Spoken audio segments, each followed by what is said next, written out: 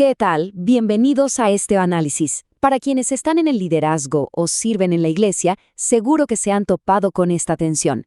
Por un lado está la increíble profundidad de la teología, la doctrina, y por el otro, las demandas del día a día, lo práctico, lo urgente del ministerio. Bueno, hoy vamos a explorar Cartas Pastorales de Andrew Fuller, una obra clásica que, van a ver, construye un puente súper sólido entre ese estudio profundo y los desafíos más actuales de la iglesia.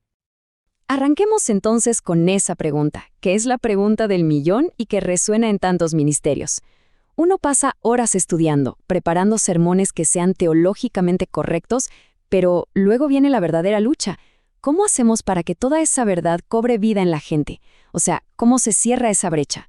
Y más importante aún, ¿cómo logramos que la teología no sea un ejercicio intelectual no más, sino que se convierta en el verdadero combustible que enciende la pasión por la vida cristiana y por evangelizar? Miren, esta frustración la sintió en carne propia el pastor Paul Brewster. Hay que imaginarse la escena. Después de estar 10 años en el ministerio, se da de frente con una realidad que desanima a cualquiera. Veía muchísimas decisiones públicas por Cristo, gente que pasaba al frente, pero no veía un cambio real, un crecimiento genuino y que durara. Las conversiones de verdad, de esas que transforman la vida por completo, eran poquísimas. Y claro, esto no era solo una estadística, era una crisis que lo obligó a buscar respuestas más allá de las estrategias de moda.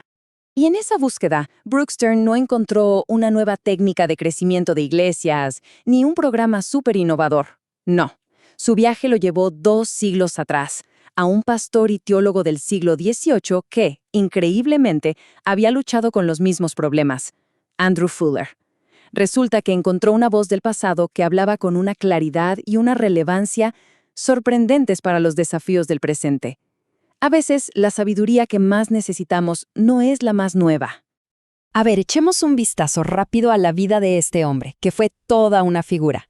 Andrew Fuller nació por allá en 1754, en un pueblito de Inglaterra, en un entorno bastante humilde. Y ojo, fue en gran parte un teólogo autodidacta. Empezó su ministerio pastoral súper joven, con apenas 21 años, en 1775. Para 1785 ya estaba en Kettering, y ahí su influencia empezó a crecer muchísimo. Pero el momento clave, el que de verdad cambió la historia, fue en 1792, cofundó la Sociedad Misionera Bautista. Esto fue un antes y un después, no solo para él, sino para todo el movimiento misionero moderno.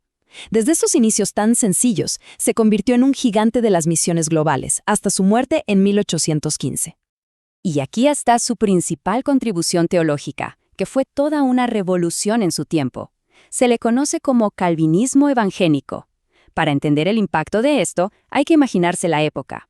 En ese entonces, una forma de hipercalvinismo, digamos que había puesto el freno de mano al evangelismo. La idea era que, como Dios es soberano, el evangelio solo se le debía predicar a los elegidos. Fuller vio el peligro enorme de esa postura y la enfrentó.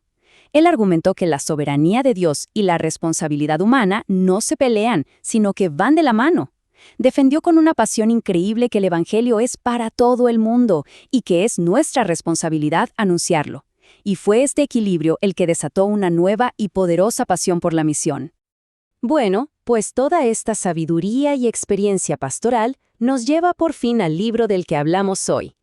Cartas Pastorales. Es una colección de los escritos más prácticos de Fuller que, por primera vez, está disponible en una edición en español muy bien cuidada. Para el mundo de habla hispana, esto es una verdadera joya teológica y pastoral, que finalmente podemos tener en nuestras manos. La obra es, en esencia, una compilación de lo que se conocía como sus cartas circulares. Pensemos cómo funcionaba esto. Cada año, Fuller, como líder de su asociación de pastores, escribía una carta profunda y práctica para sus colegas. Pero no eran tratados teológicos abstractos, fríos, para quedarse en una biblioteca. Para nada. Eran guías pastorales diseñadas para ser leídas en las iglesias, con el objetivo de animar, desafiar y orientar a los líderes y a la gente en el trabajo diario del ministerio. Y los temas que tocaba es que es un testimonio de lo relevante que sigue siendo. Hablaba de evangelización y misiones, por supuesto, pero también de ese equilibrio teológico que se necesita para sostenerlo. Profundizaba en la predicación expositiva, en la vida espiritual y en temas tan prácticos y a veces tan espinosos como la disciplina en la iglesia o la unidad entre congregaciones. Es increíble ver que los desafíos de su época, cómo mantener el fervor, cómo predicar con claridad, cómo fomentar la unidad, son exactamente los mismos que enfrentamos hoy. Fuller estaba lidiando con los problemas de siempre de la iglesia. Muy bien, ahora vamos a meternos de lleno en el corazón de su teología pastoral. Si tuviéramos que resumir la esencia del ministerio de Andrew Fuller, podríamos hacerlo en 3 palabras clave que definieron toda su vida y su obra. Y son estas: equilibrio, pasión y profundidad. El editor de la edición en español, Jaime D. Caballero, lo dice perfecto. El secreto de Fuller era su increíble equilibrio. No era un teólogo de escritorio, aislado en sus libros, pero tampoco era un activista sin descanso y sin fundamento. Era un hombre que vivía en una especie de tensión creativa. Su estudio profundo de la Biblia alimentaba su ministerio en la calle, y su ministerio en la calle le daba un propósito urgente y práctico a su estudio. Una cosa alimentaba a la otra. Y este es uno de los remedios más potentes que ofrece este libro para la iglesia de hoy. A menudo existe ese miedo de que si la teología es muy profunda, nos puede paralizar o volvernos elitistas. Fuller demuestra justo lo contrario. Una teología sólida, robusta y centrada en el Evangelio no es un obstáculo para la evangelización. Es el combustible que la enciende, la base que la sostiene y la pasión que la impulsa. Y es en esta sección donde la relevancia de Fuller de verdad que brilla con luz propia. Vamos a ver cómo los desafíos que él enfrentó hace más de 200 años son sorprendentemente parecidos a los que viven los líderes y las iglesias hoy. Esta conexión tan directa entre el pasado y el presente es lo que hace que este libro sea tan impactante. Uno de los temas que aparece una y otra vez en sus cartas es el peligro del enfriamiento espiritual. ¿Les suena familiar? Fuller se lamentaba de la falta de fervor, de esa pérdida del primer amor, de la inconstancia de los creyentes. Este es un diagnóstico que podría haberse escrito ayer mismo.